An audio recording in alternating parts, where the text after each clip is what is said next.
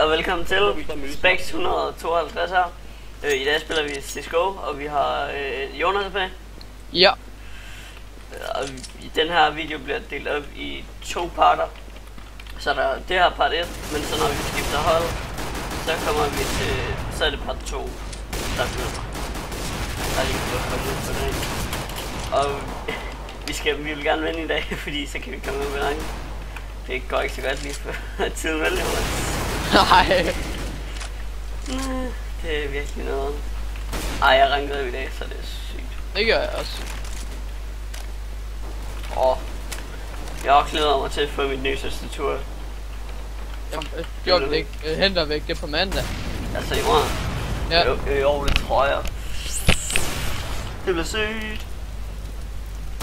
Søs. Good luck, have fun. Good luck, have fun. Køb Tech 9, Jonas. Eller det der. Jeg købte lille armor. Go Rashong. Det er altid godt med en X-ray. Ja, det er også godt med en Sprite. Har du drukket? Nej, tog du ikke 2 med hjem fra mig? Nej, men var de ude i skuret? Ja. Jeg kunne ikke finde nogen. Altså ude i hvor køleskabet er? Ja, jeg kunne ikke finde nogen. I køleskabet? Ja, der stod en monster. Den skulle du bare tage så. Nå. Jeg får ikke engang drukket det alligevel. Prøv lige, du har lavet over for short. Okay. Hvad? Du tager, okay. Nå. Holder du for kort? Jamen, jeg kan godt bruge lidt hjælp måske, hvis ja, der er en CT spawn. Fordi at jeg har... One guy CT spawn.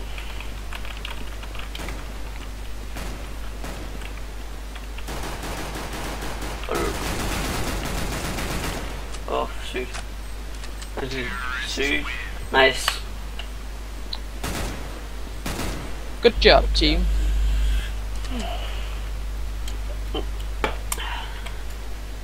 Lol, det er lige før du kan købe AV. Jeg fik også 2 kills. 2 kills. Go B. Go B.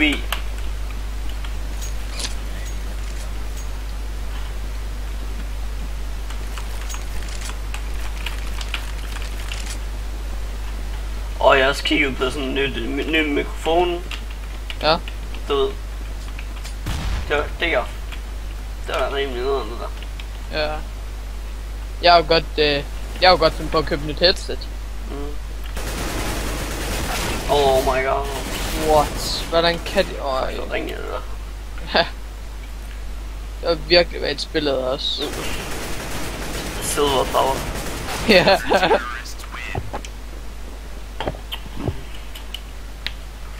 Jeg har ikke vundet, eller jeg har vundet. Jeg har ikke tabt tiden i går, da vi spillede med Rasmus. Nej, det er det ikke. Og der inden, så spillede vi sådan 4 kampe, hvor jeg ikke tabte. Og i dag har vi også spillet. Jeg tror, jeg har spillet 2 i dag, og det ene bare, hvor jeg har vundet. Det er ikke hvorfor jeg gør det med mig.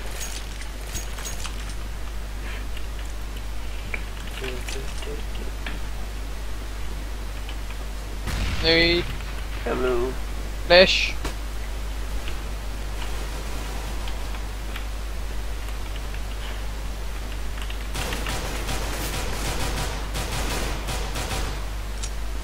Der er en BAV. Ja, hold. Jeg går bare lige min vej igen. Okay, rotate to A. Jonas, back away. Ja, nej, jeg skal lige besvime der. Det kan du sgu ikke. Det gør jeg så ikke lige, nej. Der kommer 2 B, eller 2 hen til jer nu.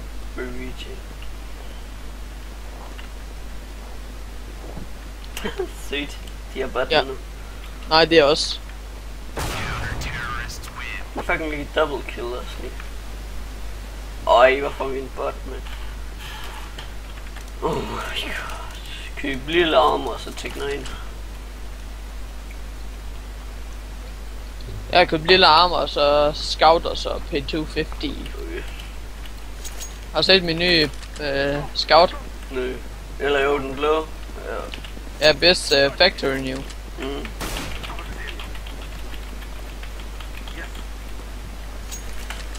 Det er sådan. Det er sådan.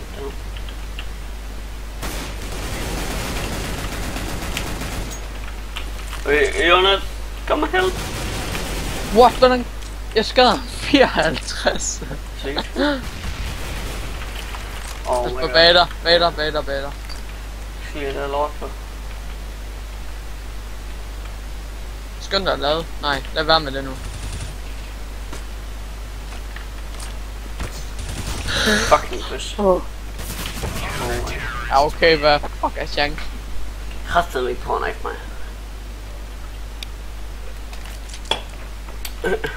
Eco, no. Ikke eco. Alle kan købe.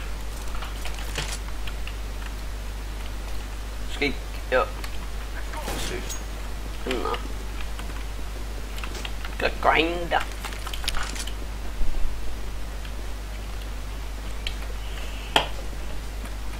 Oh my god, jeg ved ikke hvad vi laver lige nu.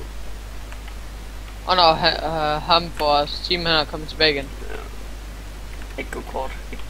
Wow. Team kill. Jonas, hvis du går med mig, ikke også? Ja. Kan du bare se, hvor de har været. Han sidder begge kasser. Nej, jeg tror mere, at du skulle gå... Nej, han er AV. Nå, okay, der var 2. Ja. Oh my god. Sker du?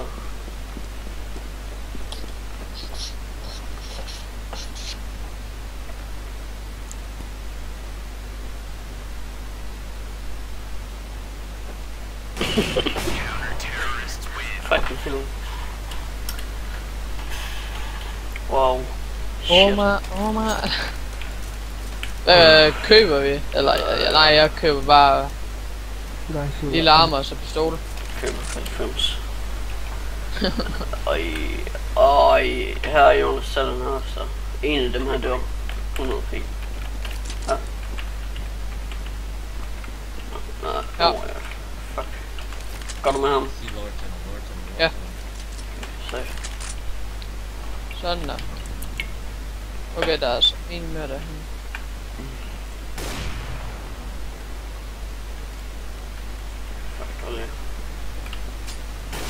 Oh my.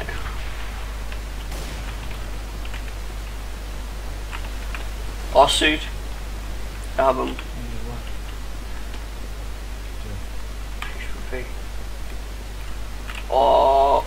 Jeg venter vel. Nej, vel. Fuck nej. Han så kæmper ved B. Nej, A hedder det. Med B. Pas på det op. Ja, shit. Han kommer nu. Bag jer. Ja, det er jo bare fanden.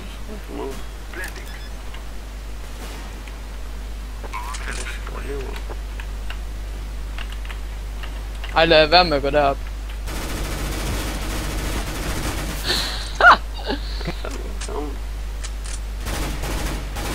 Det er bare noget, man ikke kan skyde igennem det der. Ja.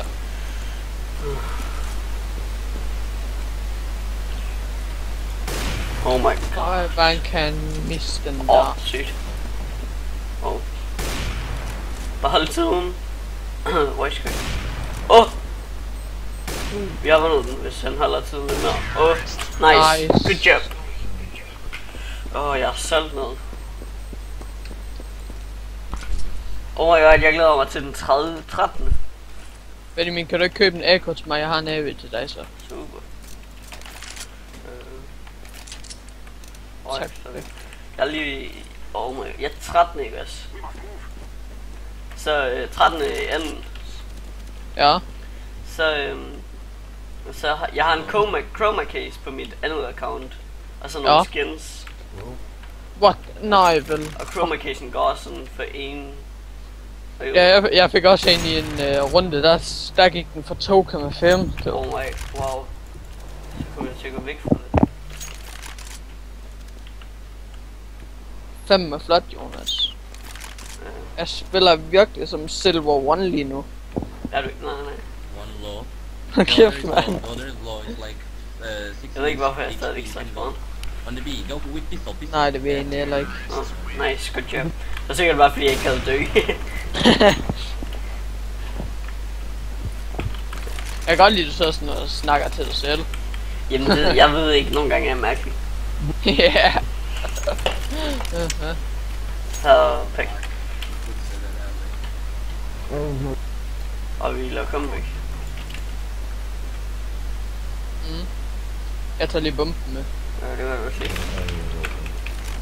2B. Jeg har 2 lige guys B. Har du AVP min?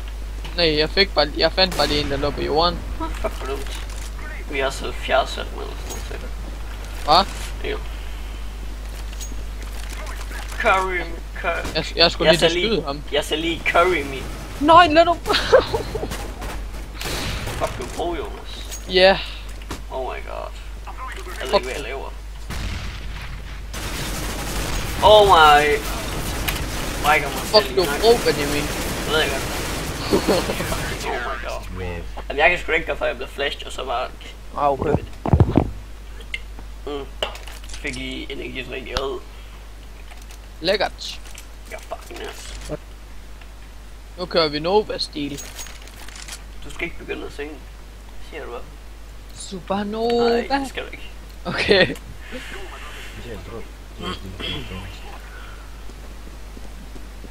Bare lige vil se på det.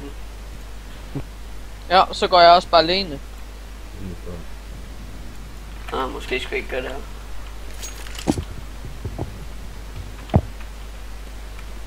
I går bare alle sammen væk fra mig. Jeg hater bare på dig. Sygt.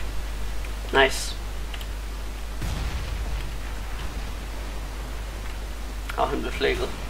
Så kan du lære det. Hvad shit. Kom. Oh my god. Så kan jeg se på det hvem der. 7 euro. Og jeg er altid lige.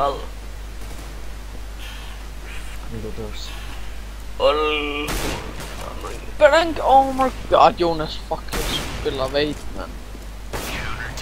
Ej, ja, hvordan kan det ske? Det er lige det. Er vi startet igen? Hvad? Er vi startet igen? Ja. Klamt. Sorry. Shit, det er noget meget. Shit happens. Happen shit. Ja. Går du bare sådan Favor Alone style? Okay. Det er sikkert fucked. Er de ikke AB? Jo. Eller den ene her AK, og den anden her AB. Nej, det gør sgu heller ikke noget.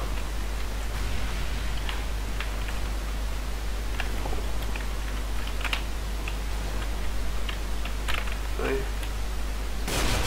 Jeg har ramt ham. Oh my god. Sygt. Han er AB. Oh my god, hvorfor er jeg alene? Oh my god. Oh my god, hvorfor var der ingen, der gik med mig der? Det er da sørgeligt. Hvad der?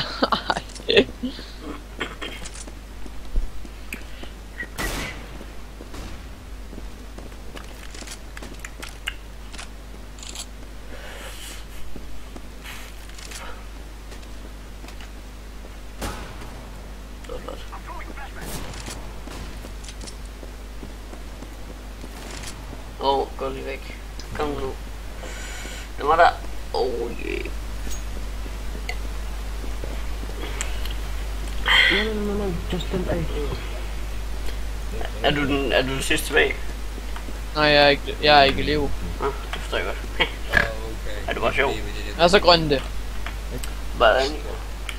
Ja.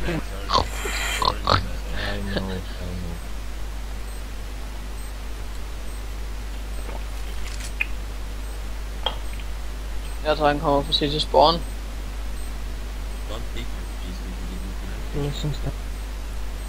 Han knifer ham.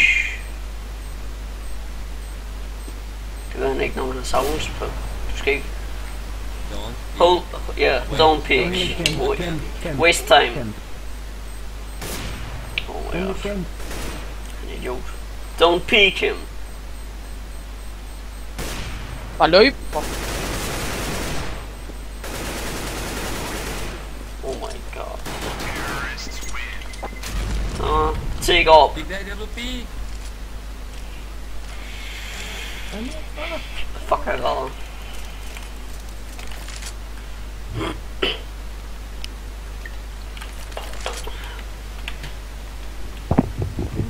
Og jeg prøver at se om jeg kan få en hvad nu her, M4. Ja. Det er hvad jeg føler for at spille med lige nu.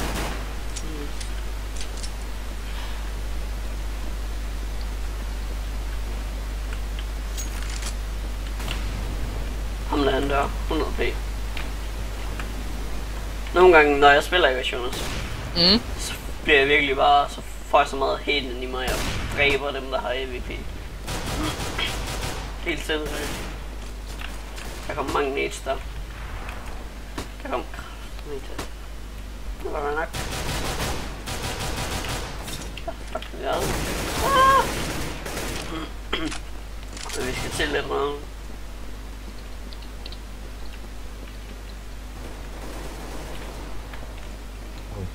Vi planter bare af. Nej, det kan vi ikke, når de har på. Vi skal bare gå her. Og Jonas, til der, til der. Oh my god, hvorfor gik jeg alene?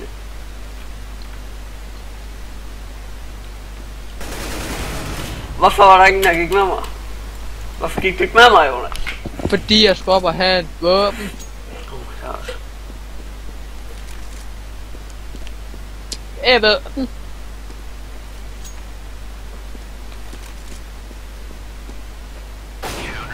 Hvorfor? Jeg tror vi taber det her. Nu skal vi bare lige en lille smule. Benjamin skal jo ikke lave case opening her bagefter. Det kan jeg sgu ikke engang monies. Det er jeg. Hvor mange? Det ved jeg ikke. Prøv lige tjek det. Jeg tror 0,09. Oh my god. Selv nogle af dine skins. Nej. Dem har jeg bedte. Og hvis du får nogle, en knife, ikke også? Så sælger jeg den. Og så får jeg halvdelen. Ja, det er sødt. Nej. Ikke hvis det er en dyrkniv, så får jeg halvdelen. Nej, 100p. så kan du få lov til at få 50 euro, hvis det er en til 800. Ej, så kan jeg fandme få 200 jo. I sådan en window. Nej, fordi det er min. Det er det da ikke, hvis du sælger den. Nej, men det er mig, der får den jo. Ja. Ham han der.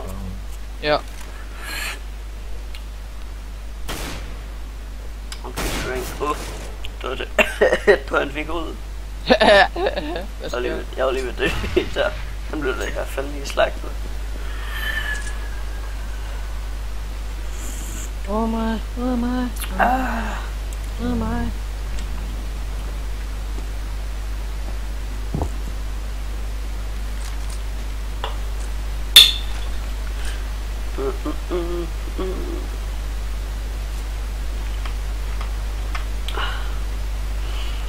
Jeg carried sygt i år.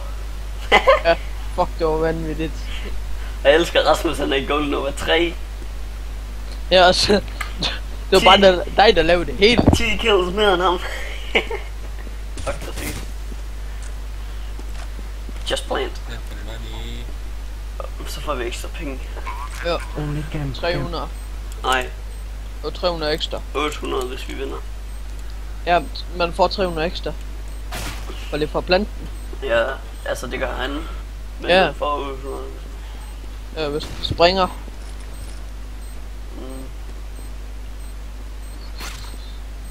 Han tør ikke gøre det der igen. Nej, Det kan jeg med. slet ikke bagfra ham. Så bare lige gør det nu. Så lige scope ham. Hvor mange penge har du? 2700. Okay, du ligger i fucking bunden. Mhm. Det er sgu ikke så godt. Nej. Nej. Oh. Jeg kan mærke, at vi går... Jeg ved ikke.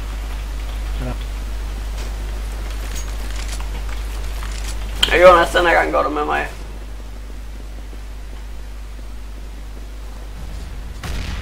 Kom så en Benjamus. Kommer Jæren. List.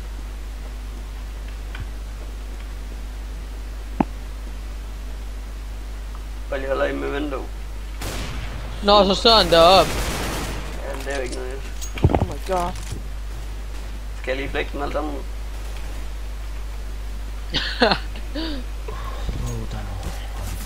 Nej, han sad sgu derovre. Lol. Det var fandme dårligt, det der. Ja.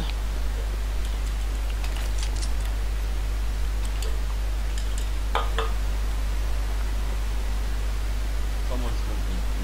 Someone... Jeg ved ikke hvorfor jeg græder bare nogle gange.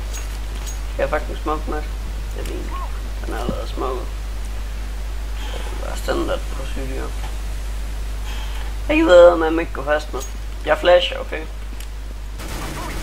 Det var fandme en dårlig flash. Hey, jeg fik et våben. Okay, jeg flasher igen. Og jeg næder. Det gjorde de også. Jeg har 9 HP, jeg går væk. Fik det lige en næl i skallen. Kom nu, hurtigt. Hurtigt! Jeg han sagde det ikke. Du planter. Det gør du ikke. Oh yeah. Jeg er for kort. Okay, shit. Au, den skadede mig 1 HP. Oh. No. Vi kan vinde den her. Nej. Wow. Det kan vi finde ud.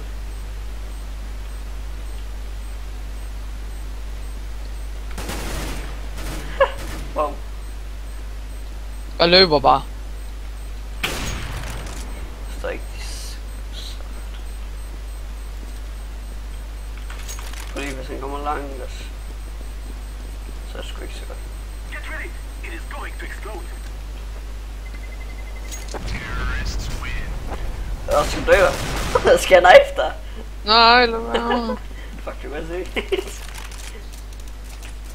Fuck, du med så. Hvad, man? Granat. Et eller andet.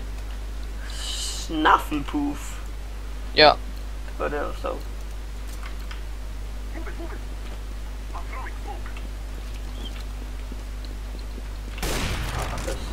Nu har vi også M4, det kan vi godt læse noget. Kan vi det? Ja. Jeg har smukket lang. Det var virkelig en lorteflash, der. Der var ikke værd end din. Jeg flashede ikke. Nej, men derhen ved kort. Der er ingen, der behøver at vide om. Jamen Benjamin, det er også lige meget om jeg snakker om det. Du har det jo på video. Nej, jeg har ikke. Det har du ingen beviser for. Og du klipper det ikke væk. Det kan jeg ikke. Se mine pro-flashes. Ah! Fuck, det lort. Hvordan? He's on side. He has fought 16 HP left. Ej, der er sådan en beige der. Kom nu. Han har ikke ret meget liv tilbage. Og alligevel kan du ikke ramme ham. What? Du smukkede ikke lige der. Han står stadig over igen. Rush. Nej. Gå bag, gå bag, gå bag. Gå bag. For satan. Det er hvad du tager dem med så. Bare... Ja. Nogle gange, Jonas. Så græder jeg. Så løber jeg den der vej. Nej, jo. Jeg er godt nok dum. Sådan. Gå. Tunnel. One guy tunnel. Godt. Han dræbte mig med min egen AK. Oh my, kom nu. Hvorfor løber de ikke bare? Ej, fuck det. Den er alligevel færdig. The last round, it's the Nå. last round, it's the last round. Sgu da. Og det var så enden af part 1. Vi fortsætter så i næste halvleg. Hej herfra.